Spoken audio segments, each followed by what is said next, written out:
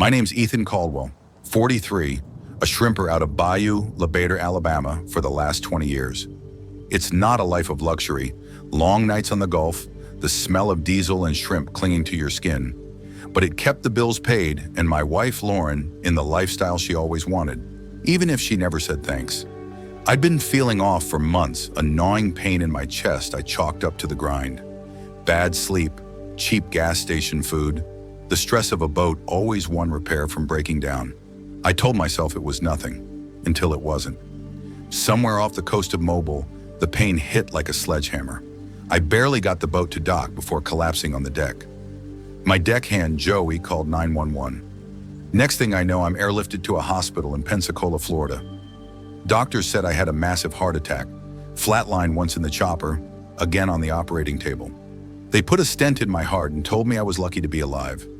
Lucky wasn't the word I'd use when I checked my phone 3 days later, still groggy from surgery, tubes snaking out of my arms. One message from Lauren, my wife of 12 years. No kids, just a house we bought in Bayou La Batre, and a lot of evenings spent in silence when I wasn't out on the water. The message included a screenshot of our joint account. $0, 0 cents.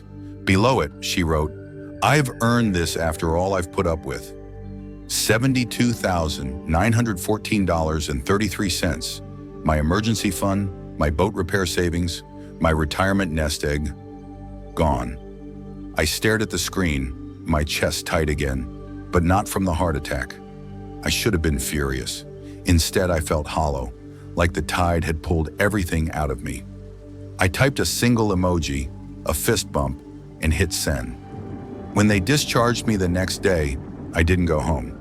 The hospital room was dim, the only sound the beep of the monitor. The doctor came in, a woman with kind eyes but a no-nonsense tone. "No shrimping for at least 8 weeks, Ethan.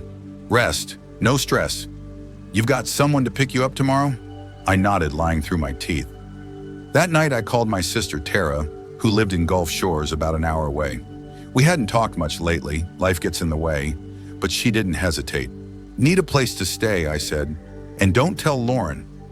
There was a pause. "She know you're alive?" Tara asked. "Oh, she knows," I replied.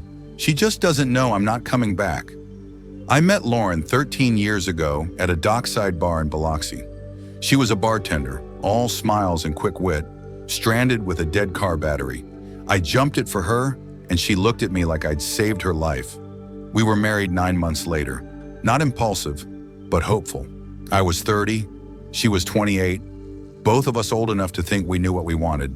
She never loved that I was gone weeks at a time, but the money was decent, and she enjoyed the nice clothes, the vacations, the house.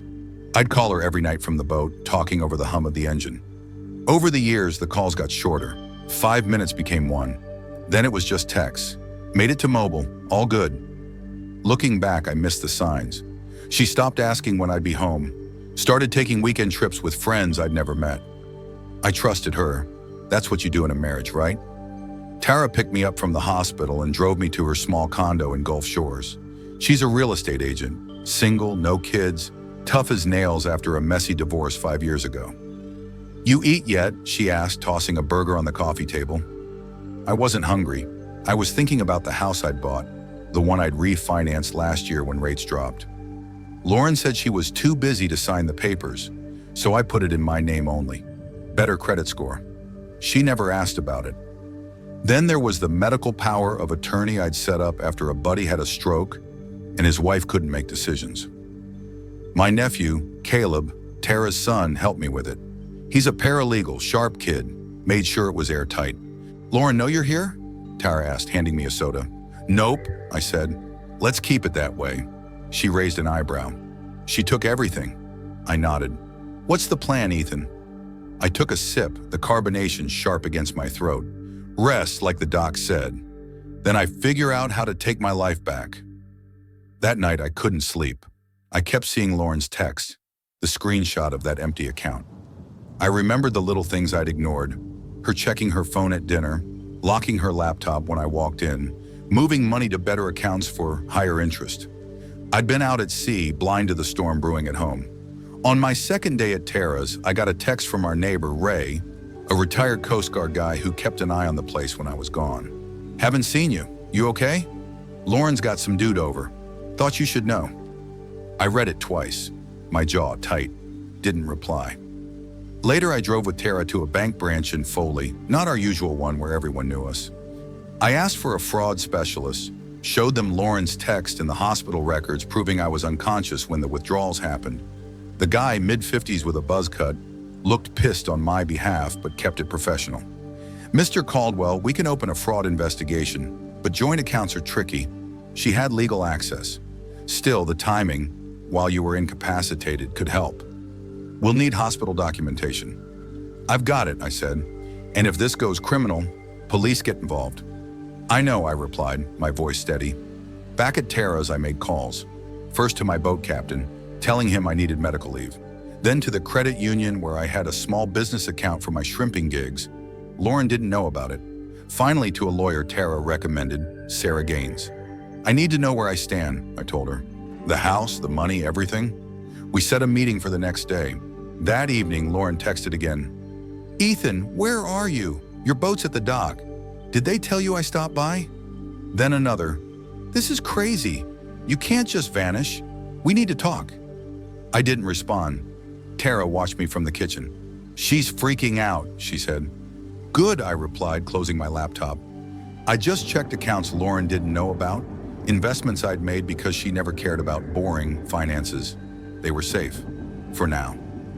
The next day, I met Sarah at her office in Mobile. She was sharp, late 30s, with a stack of files and a handshake like she meant business. We went over the house refinancing, the medical power of attorney, and the bank statements. The house is a strong point, she said. It's in your name, and with your heart attack, we can argue you need stability. The money's tougher. Joint accounts mean joint rights. But the hospital records and her text give us a shot at financial exploitation. I nodded. And divorce? She leaned back. Alabama's an equitable distribution state. With her actions, we can push for a favorable split. But don't contact her. Everything through me. That night, I took a walk along Gulf Shores Beach. The waves were calm, the air thick with salt. For the first time since the hospital, my chest didn't ache. I wasn't angry anymore. I was focused. Lauren hadn't just taken my money, she'd handed me a way out. A week later, I went home. Midday, when I knew Lauren would be at her job managing a boutique in Fairhope. I used my key, stepped inside. The house smelled wrong. Cologne I didn't wear, a hint of perfume. 2 coffee mugs in the sink, one with lipstick. I packed clothes, my passport, and a fireproof box with my birth certificate. On the way out, I noticed our wedding photo was gone from the mantle. I drove back to Tara's, my hands steady on the wheel. Sarah called the next morning. Lauren's hired a lawyer, Karen Holt. She's a bulldog, loves high-profile divorces. They're claiming you abandoned Lauren post-hospital, painting you as erratic. I laughed, a bitter sound. Erratic? I was in a coma. Sarah's voice was calm. We've got the upper hand. I'm filing for an emergency hearing on the withdrawn funds. Judge Whitaker's presiding. He's old school, hates spousal exploitation. That afternoon, Lauren showed up at Tara's. I was alone. Tara at a showing. The doorbell rang, then pounding. Ethan, I know you're there. Lauren's voice was sharp through the door. Your truck's outside, open the damn door. I stood in the living room, heart pounding, not from fear, but from the surrealness of it. We need to talk, she shouted. You owe me that. I didn't move. My phone buzzed with a text. I'm sorry about the money. I was scared. You've been gone so much I thought you were done with me. Please, Ethan, let's fix this. I opened the door, just a crack. Lauren's eyes were red, her makeup smudged.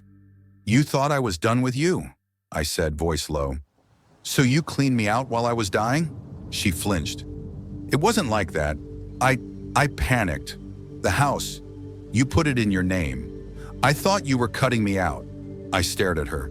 You've been planning this, Lauren. Don't lie. Her mouth opened, then closed. We can work this out, she whispered.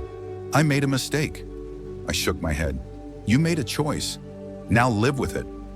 I closed the door, her sobs muffled as she walked away. I forwarded her text to Sarah. The emergency hearing was 2 weeks later. Lauren sat across the courtroom with Karen Holt, both in tailored suits. I wore a tie I'd bought for a cousin's funeral. Judge Whitaker, a wiry man with a buzz cut, reviewed the filings. "Ms. Holt," he said, "your client drained a joint account while Mr. Caldwell was unconscious from a heart attack, correct?" Holt stood. "Your Honor, my client had legal access to those funds. Furthermore, Mr. Caldwell refinanced their home without Mrs. Caldwell's knowledge, an act of financial deception." Whitaker's eyes narrowed. "I'm not discussing the house yet. Was your client aware Mr. Caldwell was hospitalized?" Holt hesitated. "Yes, Your Honor, but she was under emotional distress, fearing abandonment." Whitaker snorted. "Hard to abandon someone while you're flatlining." He ruled the funds frozen, no access until the divorce settled. As we left, Lauren caught my arm. "Ethan, please," she said, voice breaking. "I didn't mean for this." I pulled away. "You meant every bit of it, Lauren. Don't kid yourself." Her lawyer hustled her out before she could say more. A week later, Sarah had news. Caleb, my nephew, had dug into Lauren's finances through his credit union contacts. He found a hidden account in her name, opened 2 years ago, with $98,762.14. Deposits matched my shrimping trips, always under $10,000, skirting reporting limits. "She's been siphoning money when you're at sea," Sarah said. "And there's more. The account has an authorized user, Ray Durant. Ray, our neighbor, the one who texted me about the dude at our house." Sarah slid over a credit card statement, a hotel charge in New Orleans, booked under Ray's name when I was docked in Galveston. "They've been at this a while," she said.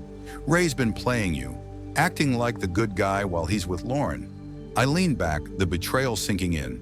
Not just Lauren, but Ray, who'd shared beers with me on my porch, talking about boats and storms. "What's next?" I asked.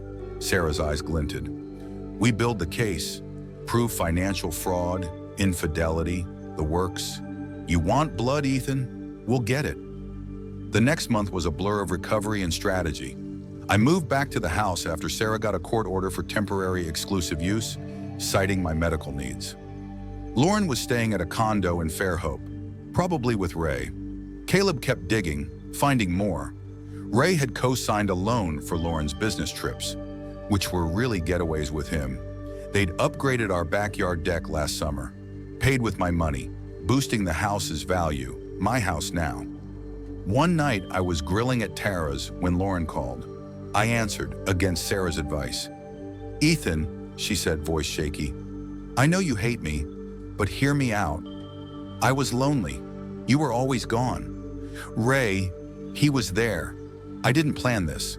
I gripped the phone. "You planned it for 2 years, Lauren. You took my money while I was dying. Don't play victim." She sobbed. "I thought you didn't love me anymore. The boat, the trips. You chose that over me." I laughed, cold. "I chose that to keep us afloat. You chose to sink us." I hung up, my hands shaking. Tara handed me a beer. "You okay?" I nodded. "Getting there." Sarah filed for an emergency injunction when we learned Ray was selling his house. Caleb confirmed he'd withdrawn $85,000 in cashier's checks. "They're planning to bolt," I told Sarah. She got Judge Whitaker to freeze all assets, including Ray's, and barred them from leaving Baldwin County. The next day, Lauren texted, "Meet me, no lawyers, just us." I showed Sarah, who said, "It's a trap. They're desperate." I agreed to meet anyway, at a public pier in Gulf Shores, with Tara nearby as backup. Lauren was waiting, alone, her hair pulled back, eyes tired. "Ethan," she said, "I'll give back half the money if you drop the case. We can settle quietly." I crossed my arms. "Half? You stole my life savings. You're sleeping with Ray while I'm fighting to breathe. Why should I trust you?" Her face hardened. "Because if you don't, Karen will bury you. She's got dirt, your missed payments, your drinking after long trips." I stepped closer. "You think that scares me? I've got hospital records, bank statements, and your boyfriend's name on your secret account. You're done, Lauren." She grabbed my sleeve. "I loved you, Ethan. I got lost." I pulled free. "You didn't get lost. You chose a path. Now walk it." I left her standing there, the sunset bleeding red over the Gulf. The final hearing was 3 months later. Judge Whitaker watched a video I'd recorded of Lauren and Ray arguing outside the courthouse. Proof of their relationship. "Ms. Holt," he said, "your client swore she had no relationship with Mr. Durant. This suggests otherwise." Holt stammered, "Your Honor, their relationship isn't relevant." Whitaker cut her off. "It is when fraud's alleged. Mrs. Caldwell, are you and Mr. Durant planning to flee?" Lauren's voice cracked. "No, Whitaker leaned forward. "You withdrew funds while your husband was incapacitated, moved money with Mr. Durant, and he's selling his property. That's a pattern. He froze all assets, granted me the house, and barred Lauren and Ray from leaving the county. The divorce wrapped up fast. Lauren didn't fight after the injunction. I got the house, my boat, and 75% of the savings. Lauren got her car and 25% after paying my legal fees. The hidden account was split 50-50. Ray skipped town, leaving Lauren to face the fallout. She moved to Birmingham, last I heard.